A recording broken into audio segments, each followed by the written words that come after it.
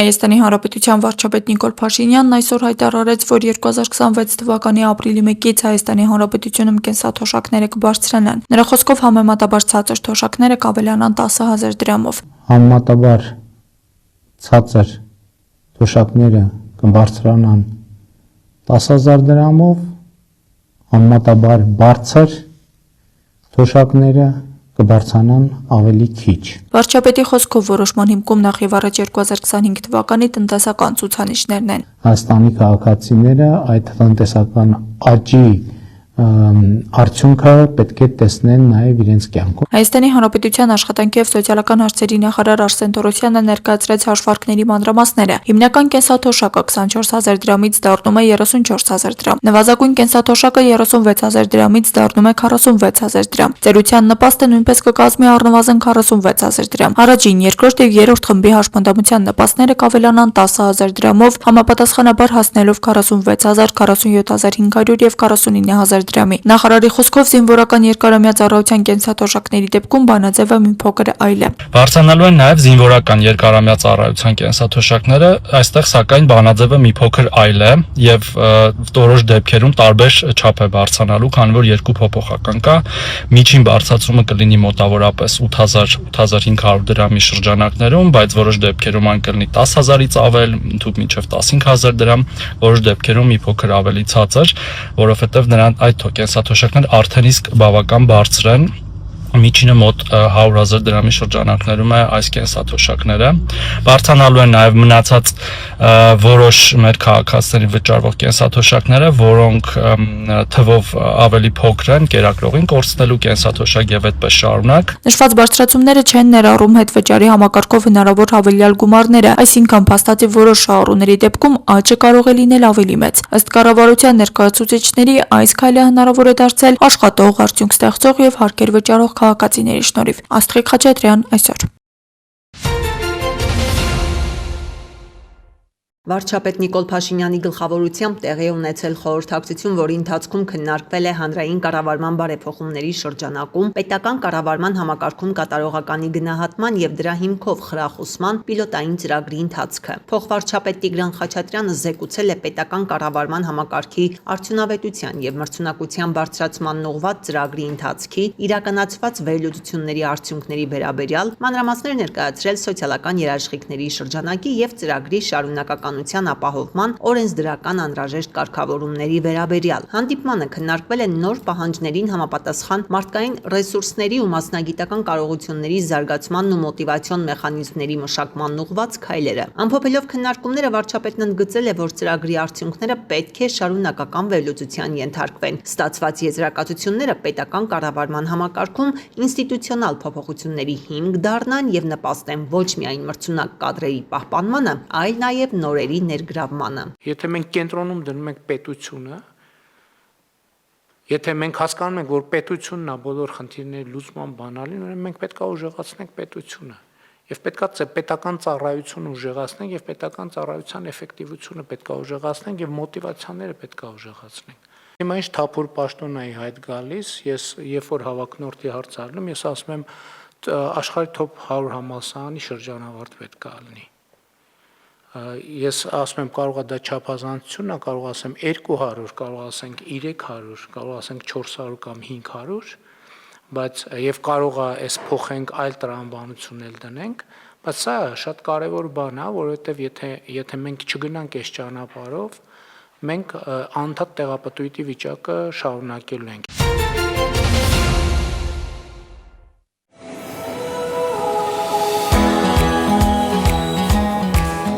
Շուրջօրյա գործող արտադրամասում մեկ հերթափոխի ընթացքում 35-ից 40 պարկալյուրից խմորեն հունցում, բնական հավելումներով հագեցած տասնյակ բաղադրատոմսերով հաց թխում։ Ունենք 300-ին մոտ տեսականի, արտադրամասը ինչ բացվել է, ինքը արագ ռիթմի, տեմպի վրա է եղել միշտ։ Մեր քիմքին սովոր շուկայում պահանջարկ թելադրող ավանդական հացատեսակների կողքին նաև եվրոպական ամերիկյան տեսակներ արտադրել հայ սպառողի համար հացամթերքի առաջարկը բազմազանացնել։ Գործը ստանձնելով հացթուխների փոքր թիմով 2013-ին շուկա մտան բուրգերի տոստի հացերով կարճ ժամանակում հաջողեցին։ Հարյուրավոր գործընկերներ գտան նաև այսպես ասած հորեկա սեգմենտից հոթել, ռեստորան, սրճարան, նրանցից ընդունելով նաև յուրահատուկ քիչ հայտնի հացատեսակների պատվերներ։ Սկսեցինք 60 քառակուսի արտադրական տարածքի մեջ մոտավորապես 6 հոգի աշխատողով, ես էլ 6-րդն էի։ 13 տարիների ընթացքում կարողացել ենք հասցնենք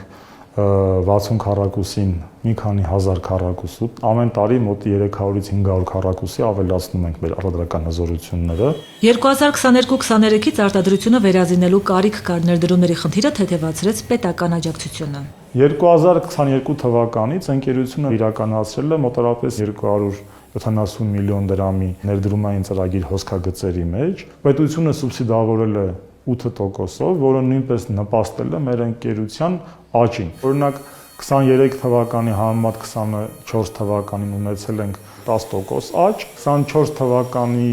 համեմատ 25 թվականին ունեցել ենք մոտավորապես 15%-ի աճ։ Արտադրական ներուժն ավելացնելով, մոդեռնիզացնելով հացամթերքի առաքման գործընթացն ու պայմանները բարելավելու խնդիր ունեին նաև։ Մոտ 269 միլիոն դրամ սուբսիդավորվող տոկոսագումարներով վարկային միջոցներով էլ կարողացել են վերջին տարիների ընթացքում ավտոպարկը թարմացնել։ Իսկ մայրաքաղաքից դուրս դեպի մարզեր տաք ամիսներին արտադրանքը, որ ճիշտ ջերմաստիճանի պայմաններում հասնի, սառնարանային խցիկներով էլեկտրամոբիլներ նաև ձեռք բերեցին։ Չինաստանից ձեռք բերեցինք 17.5 միլիոն դրամ արժողությամբ 2 հատ սառնարան մեքենա։ Դիմեցինք կառավարությանը որպես ներդրումային ծրագիր 2.5 միլիոն դրամի մաքսային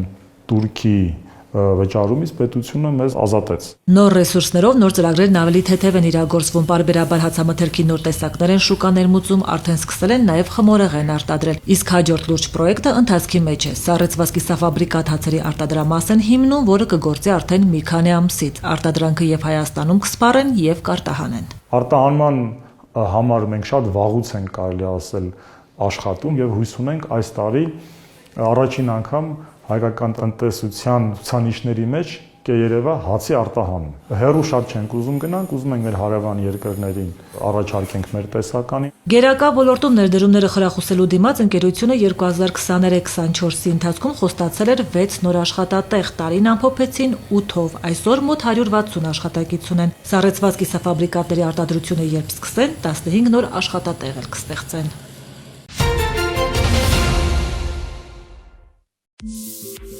Օրը դեռ չի էլ կիսվել, արդեն կատարակտի 13 վիրահատություն է արվել Հրազդանի բժշկական կենտրոնի ակնաբուժական բաժանմունքում, 13-ից 12-ը առողջության ապահովագրության փաթեթով։ 12-ը արվել է ապահովագրության շրջանակներում, մեկը պետպատվերով։ Ես մեկը արել էի 3 տարի առաջ, հետո ես սկսվա եկել եմ արել։ 5 րոպե առաջ է Ռազմիկը դուրս եկել վիրահատարանից, հիմա արդեն 2 աչքն էլ ազատված են կատարակտից։ Միայն թե մեկ աչքի համար 3 տարի առաջ վճարել է 200,000-ից ավելի դրամ, մյուս աչքի համար այսօր ոչ մի դրամ, թե վիրահատությունը, թե որակյալ ոսպնյակը ներառված են առողջության ապահովագրության փաթեթում։ Ես թոշակառում արդեմ 270,000 պլիտայի օպերացիաներ չէ։ Ես օրամճար արել եմ ինչ պատը։ Շատ լավ է։ Մենք այն երկրում չենք ապրում, որ ասենք խոսքի օրինակ մարդկանց թողեն են կոպիտ ասած ճակատագրի քմահաճույքին։ Պետք է դեր կանգնել։ Առավել եւս թոշակառուներին։ Այս համոզմունքով Տիկին Ռուզանը ամիսներ շարունակ սպասում էր ապահովագրության ներդրմանը։ Հիմա նաև իր աչքը վիրահատելու հերթն է հասել։ Մեզ համար եւս մեզ ձեռքբերում է բժիշկներիս համար, քանի որ պացիենտին ֆինանս գումար չունենալու պատճառով չկարողանալ օգնել, դա շատ տհաճ է ցանկացած բժշկի համար, քանի որ պատկերացնում ես նաև դրա բարդությունները չվիրահատելու դեպքում, ինչ անդառնալի փոփոխությունների կարող է բերել։ Կատարակտի վիրահատություն ցուցված 5 պացիենտից 4-ը այդպես էլ չէր գալիս վիրահատության, պատմում է բժիշկն ու հիշում, թե ամեն անգամ ինչ դժվար փաստի առաջ էին կանգնում իրենք։ Երբ որ պացիենտը ինչ անեն, բժշկուի ինչ անեն, չգիտես ինչ պատասխանես, ցույց ես տալիս կոդերը, գնացուցակ, ասես ես ինչով կարող եմ օգնել ու չես գտնում մի որևէ տարբերակ, որով կարողանայինք օգնել պացիենտներին, իսկ այսօր բժշկուհին այդ բոլոր պացիենտների դեմքերն է փորձում հիշել ու Հրազդանի փողոցներում հանդիպելիս ասել երկար սպասվածը. եկեք վիրահատության, դրա համար այլևս գումար պետք չէ։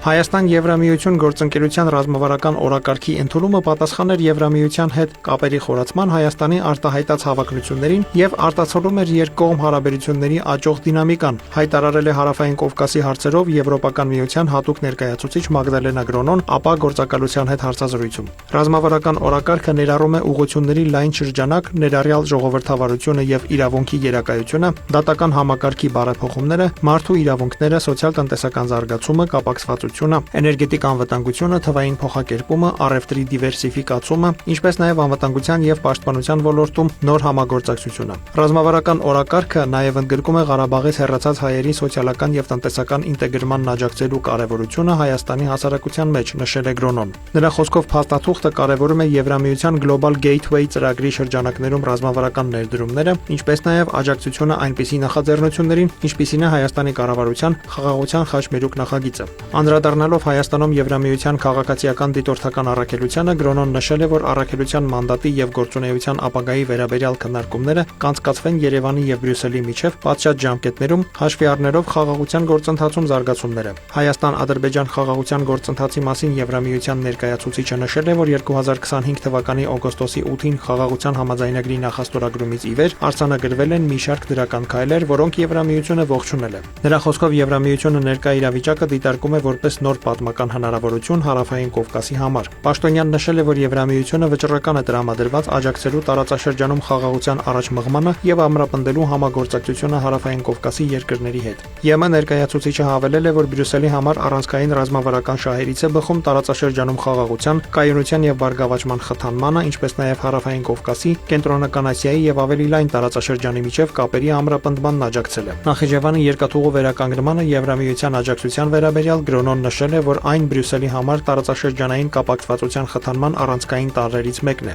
Պաշտոնյան տեղեկացրել է, որ այժմ աշխատանք է ընթանում ուսումնասիրություն սկսելու եւ համատեղ գործունեության պարամետրերը որոշելու ուղղությամբ։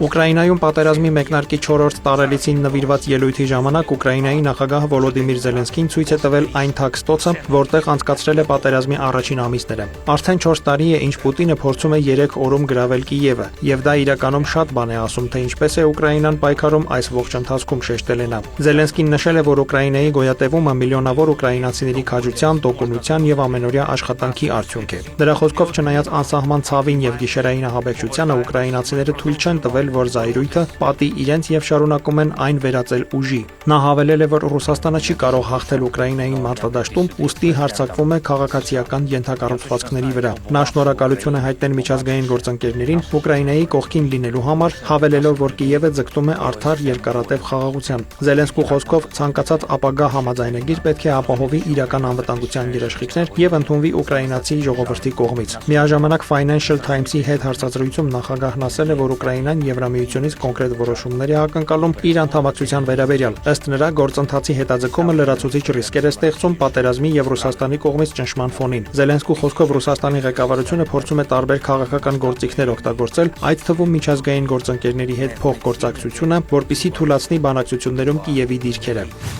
Եվրահանձնաժողովի ղեկավար Ուրսուլա ֆոն դեր Լայենը ժամանել է Կիև Ուկրաինայում պատերազմի մեկնարկից ի վեր 10-րդ անգամ։ Նրան ուղեկցում են Եվրոպական խորհրդի նախագահ Անտոնիո Կոշտան, Խորվաթիայի, Լատվիայի, Էստոնիայի, Իսլանդիայի, Դանիայի, Շվեդիայի, Նորվեգիայի վարչապետները, Լիտվայի պաշտպանության նախարարը եւ Ֆինլանդիայի նախագահը։ Ուրսուլա ֆոն դեր Լայենը նշել է, որ Ուկրաինա է ժամանել վերահաստատելու համար, որ Եվրոպան անսասան կանգնած է Ուկրաինայի կողքին, ֆինանսապես, ռազմական առումով եւ դաժան զմռան պայմաններում, ինչպես նաեւ ընդգծելու Բրյուսելի հանձնառությունն Ուկրաինայի արդար պայքարին։ Այստեղ ենք, որպեսզի հստակ ուղերձ հղենք ինչպես ուկրաինացի ժողովրդին, այնպես էլ ագրեսորին։ Մենք չենք նահանջի, քանի դեռ խաղաղությունը չի վերականգնվել, նշել է Եվրահանձնաժողովի ղեկավարը։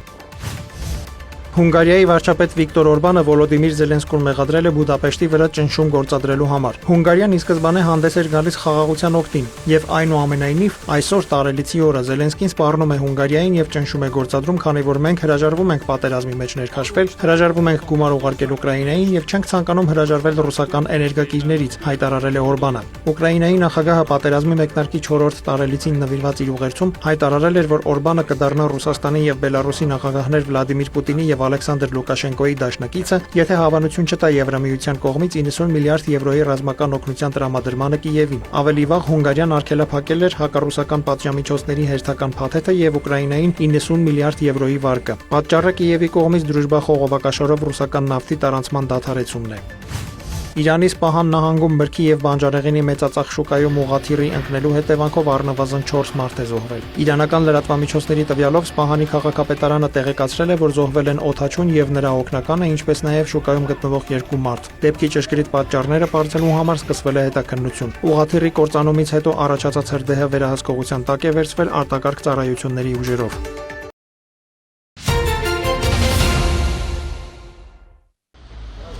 Փողոցները այլևս թափթփված չեն լինի պոլիէթիլեն տոպրակներով։ Իհարկե պոլիէթիլենային տոպրակները շատ հարմար են, բայց առանց դրանց ավելի լավ կլինի հաստ մեր բնությունը ու ավելի մաքուր կլինի։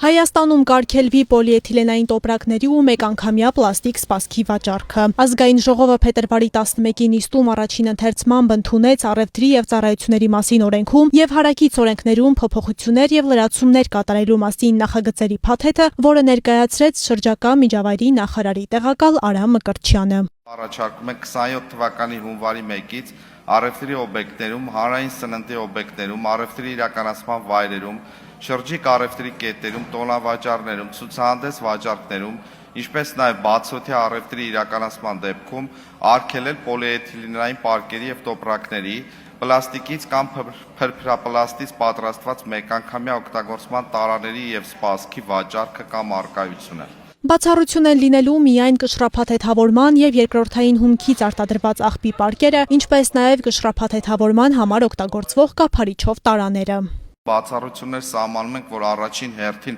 ռեֆորմը չլինի շատ մեծ միջամտություն միանգամից չիրականացնենք եւ շուկան ինքը կարգավորի այդ հարաբերությունները եւ հասնենք այն կետին, որ այլևս կարողանանք նաեւ հաջորդական քայլեր անել եւ վերջնականապես ազատվել պլաստիկի որևէ տեսակի արտադրանքից։ Այսօր պոլիէթիլենային տոպրակի գինը տատանվում է 20-ից 50, իսկ բազմակի օգտագործման կտորե տոպրակներինը 1000-ից 2500 դրամի սահմաններում։ Երկարաժամկետ հաշվարկում տարբերությունը զգալի կլինի։ Եթե մենք բազմակի օգտագործման պայուսակներ ենք օգտագործում, դա քաղաքացուն ֆինանսապես, այսինքն գումարային առումով ավելի շահավետ է, քան յուրաքանչյուր օր միջինում մեկ, եթե տոպրակ 40-50 դրամով մենք ձեռք ենք բերում։ Մեկ անգամ ձեռք բերելով 1000-ից 1500 դրամանոց պայուսակ, որը տարիներով ենք օգտագործում, իմ անձնական փորձից կարող եմ ասել, դա ավելի շահավետ է, քան օրական այդ 40-50 դրամ գումար ծախսելը։ Տոպրակների սա արտադրություն չլինի, մեկավոր մեկ ստիպված եք լինելու այդ մեկով գնանք։ Տակ լինելու այդպես էլ ուզում ես ուզերամ շուզեմ։ Ես պայուսակումս միշտ կտորի բան եմ տանում, տենց տոպրակ, որ դա օգտագործեմ։ Որտեվ ես գիտեմ դա վնասաներ երեխաների, թորնիկների, ապագայի համար։ Կտորի տոպրակներ միշտ էլ կախանութներում կարող ենք առնել ու ոչ թե մի անգամ օգտագործել, այլ հաճախակի։ Հաջորդ տարվա հունվարի 1-ից ուժի մեջ մտնող նոր կարգավորումը չի խոչընդոտի առևտրի բնականոն ընթացքին։ Միայն թե սպառողները պատրաստ լինեն նոր սովորություն ձեռք բերելուն եւ խանութ գնալիս ունենան այլընտրանքային տոպրակներ, նշում են տնտեսվարողները։ Նրանք ավելի թանկ են ընդհանրապես թղթի տոպրակները, բնականաբար։ Սա անվճար է։ Բնականաբար շատ լավ կլինի, եթե ուրիշ բան արտադրեն, միանշանակ լավ կլինի ու մենք շնորհակալ կլինենք դրա համար, որովհետեւ մեր բնությունը, մեր միջավայրը ավելի ապահով լինի։ Ժողովուրդը ինքնստիքյան հարմարվելու է, ինչին չեն հարմարված։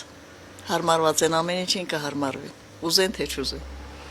Ինչին չեք հարմարվում, հարմարվում եք։ Իրավախախտումների վերահսկողությունն իրականացնելու են տեղական ինքնակառավարման եւ տեսչական մարմինները համատեղ մշակված ձևաչափով։ Խախտում արձանագրելու դեպքում նախատեսվում են օրենքով սահմանված տուգանքներ։ Ցանկացած պահի տեսչականի աշխատակիցը, տեսչական մարմնի աշխատակիցը կարող է մտնել եւ ստուգում իրականացնել։ Ստուգանքը պետք է վճարի առևտրի կենտրոնը։ Առաջին անգամ խախտում կատարելու դեպքում նախազգուշացվելու է, դրանից հետո սահմանվելու է 100-ից 150 հազար դրամի չափով ստուգանք։ Եվ այսինքն այդ միջակայքն էլ արդեն կախված է քանի անգամ ծավալների խախտման, հաճախականությունից։ Շրջակա միջավայրի նախարարությունը շարունակում է ակտիվ իրազեկման արշավները, շեշտելով, որ այս փոփոխությունը քայլ առ քայլ նպաստելու է բնապահպանական խնդիրների նվազեցմանը։ Ասում եք ինքը քայքայվում է 100 տարվա կամ ավելի տարիների ընթացքում, բայց քայքայվելու արդյունքում եւս վերածվելով միկրոպլաստիկի անմիջապես անցնում է մարդու օրգանիզմ շրջակա այդ շղթայի միջոցով։ Ու այսինքն մենք փորձելու ենք նվազեցնել այդ շղթան, միգուցե հնարավոր չի լինի ամբողջական պլաստիկի վերածումը բնականաբար, բայց հնարավորինս պետք է օրենսդրական կարգավորումների արդյունքում մենք հասնենք նվազագույն քանակի, որը կհայտնվի շրջակա միջավայրում։ Նախարարության համոզմամբ մեկանգամյա պլաստիկի սպառումը չափազանց կարևոր քայլ է, որը COP17-ից առաջ կընդգծի Հայաստանի պատասխանատու եւ կայուն զարգացման սկզբունքներին հավատարիմ պետություն լինելու փաստը։ Աննա Մելքումյան, Տիգրան Թումանյան, Սյունիք, լուրեր։ Համայնքային ոստիկանության նոր-նորքի բաժնի ծառայողները բացահայտել են տելեգրամյան ալիքի միջոցով թմրանյութերի իրացման 2 դեպք, ընդ որում 2 դեպքով էլ ըստ կասկածյալների թմրանյութը ձեռք են բերել նույն կայքեջից։ Առաջինը փետրվարի 11-ին էր։ Այդ օրն անցկացված ուժեղացված ծառայության ընթացքում նոր-նորքի համայնքային ոստիկանները Բագրևանդի փողոցում կանգնեցրել են BMW մակնիշի մի մեքենա։ Ստուգման ընթացքում ոստիկանները մեքենայի սրահում նկատել են էլեկտրական կշեռ եւ պոլիէթիլենային տոպրակով կասկածելի զանգված։ Ոստիկանության գվարդիայի ծառայողների եւ պարեկների հետ համայնքային ոստիկանները վարորդին, 2 ուղևորին ու մեքենան տեղափոխել են նոր-նորքի բաժին։ Պարզվել է, որ 3-ն էլ Աբովյան քաղաքի բնակիչ են։ Նրանց խոզարկությամբ հայտնաբերվել են բջջային հեռախոսներ, մեկի մոտ նաև ծալովի դանակ։ 33-ամյա վարորդը հայտնել է, որ մեքենայում թմրամիջոց կա, որը ձեռք են բերել տելեգրամյան ալիքի միջոցով անձնական օգտագործման համար։ Նախաձեռնվել է քրեական վարույթ։ Հաջորդ բացահայտումը փետրվարի 12-ին էր։ Նոր-նորքի համայնքային ոստիկանները ստացել էին օպերատիվ տեղեկություն, որ Գյումրեցի մի երիտասարդ ապօրինի ձեռքբերում եւ իրացնում է մարիխուանա։ Փետրվարի 12-ին ժամը 11:25-ին Մայրաքաղաքի Լվովյան փողոցին կից ձորակում 23-ամյա Գյումրեցին ձերբակալվեց եւ տեղափոխվեց բաժին։ Նրա խոզարկությամբ հայտնաբերվեց կպչուն ժապավենով 7 փաթեթ։ Երիտասարդը խոստովանեց, որ արդեն մոտ 1 ամիս տեղադրելու միջոցով իրացնում է թմրանյութով փաթեթներ։ Այդ օրն էլ տելեգրամյան ալիքի միջոցով ձեռք է բերել մարիխուանայի 21 փաթեթ, որոնցից 14-ը մինչև ձերբակալվել է, հասցրել է տեղադրել նոր-նոր վարչական շրջանի տարածքում։ Նա հայտնեց, որ տեղադրման լուսանկարներն առկա են իր բջջային հեռախոսում։ Նախաձեռնված քրեական վարույթի շրջանակում կատարված զննությամբ տեղադրված 14 փաթեթից 7-ը հայտնաբերվեց։ Երիտասարդը տեղափոխվել է ձերբակալվածների պահման վայր, 2 դեպքով էլ նախաքննությունը շարունակվում է։ Անվտանգ պետություն կերտելու ճանապարհին ամենաարժեքավոր ու երկարաժամկետ ներդրումը սերունդների կրթության ապահովումն է։ Իրավագիտակից սերունդ իրազեկ քաղաքացի կայացած պետություն։ Սա այն առանցքային բանաձևն է, որով առաջնորդվում է ներքին գործերի նախարարությունը հանրային անվտանգության ապահովման, օրինահարկ վարքագծի արմատավորման եւ իրավական պաշտպանվածության որակապես նոր մակարդակ ձևավորելու գործում։ Այս տեսլականի իրագործման նպատակով նախարարությունը պարբերաբար իրականացնում է իրազեկման արշավներ միտված հասարակության տարբեր շերտերի հետ կառուցողական երկխոսության ապահովմանն ու քաղաքացի իրավապահ կառույց փոխվստահության ամրապնդմանը։ Արարատի մարզի ավագ դպրոցների աշակերտներին եւ քոլեջների ուսանողներին փետրվարի 11-ին մեկտեղել էր անվտանգային մշակույթի ձևավորման գաղափարը։ Բարեկային ծառայության եւ համայնքային ու քրեական ոստիկանությունների ծառայողները Արտաշատ քաղաքի մշակույթի տանը մարզի երիտասարդների հետ քննարկել են արդի անվտանգային մարտահրավերներն ու դրանց դիմակայելու մեխանիզմները։ Նման հանդիպումները շատ կարևոր են, հատկապես անչափահասների հանցավորության կանխարգելման, ինչպես նաև վնասակար երևույթներից վերջիններից հետ պահելու գործընթացում եւ մենք որդեգրել ենք այդ քաղաքականությունը պարբերաբար այսպես տարբեր ծառայությունների ներկայացվածությամբ անչափահասների հետ իրականացնելու զրույցներ, քննարկումներ, հատկապես արդի թեմաների շուրջ։ Հանդիպման առանցքում կրթական միջավայրում հոգեբանական ու ֆիզիկական ճնշումների, բուլինգի դրսևորման բացառումն ու հասակակիցների միջև առողջ փոխհարաբերությունների հաստատումներ։ Քննարկվել են նաև թվային տիրույթում հնարավոր հանցագործություններից խուսափելու, անձնական տվյալների պաշտպանության մեխանիզմների ու ճանապարհային երթևեկության իրավական կարգավորումների վերաբերյալ հարցեր։ Ծավալվել է ակտիվ երկխոսություն։ Երիտասարդներն ու իրավապահները ներկայացրել են իրենց դիտարկումներն ու խնդրահարույց իրավիճակների լուծման տարբերակները, փաստելով, որ անվտանգ միջավայրի ձևավորումը սկսվում է փոխադարձ վստահությունից։ Դպրոցը այսօր ձեռք է բերել շատ մեծ աջակից, որը ներքին գործերի նախարարությունը, իրենս ոստիկանության եւ մեր ամենօրյա աշխատանքում մենք զգում ենք այդ օժանդակությունը եւ աջակցությունը։ Մասնակիցները վստահեցնում են, որ հանդիպումը նպաստել է իրավական գիտելիքների զարգացմանը, հստակեցնելով այն գործիքակազմը, որն անհրաժեշտ է հնարավոր ռիսկերը ճանաչելու եւ դրանց դիմակայելու համար։ Բավականին ինֆորմատիվ էր այսօրվա մեր հանդիպումը, քանի որ իմացա ավելի խորացված նոր ինֆորմացիա բուլինգի մասին, նրա դրսևորումների եւ կանխման մասին։ Մենք այս հանդիպման ընթացքում նաեւ ունեցանք շատ հաճելի հարց եւ պատասխան, ինչպես նաեւ շատ երեխաներ կարողացան հասկանալ իրենց սեփական իրավունքները։ Ինձ առավել տպավորեց ճանապարհային երթևեկության կանոնների մասին ինֆորմացիան, որում նշվում էր, որ անչափահասները չպետք է վարել մեքենա, եթե չունեն վարորդական իրավունք։ Բարձրացած այնպիսի թեմաներ, որ 21-րդ դարում հիմա դեռահասները շատ են այդ խնդիրներին բախվում։ Կիբեր հանցագործություններից պաշտպանվել սովորեցի, որ պետք չէ ամեն հեռախոսազանգի պատասխանել, պետք չէ անհայտ լինկեր բացել։ Իրավագիտակից ու մեդիագրագետ սերունդ ձևավորելուն միտված ներքին գործերի նախարարության նախաձեռնությունները շարունակական են։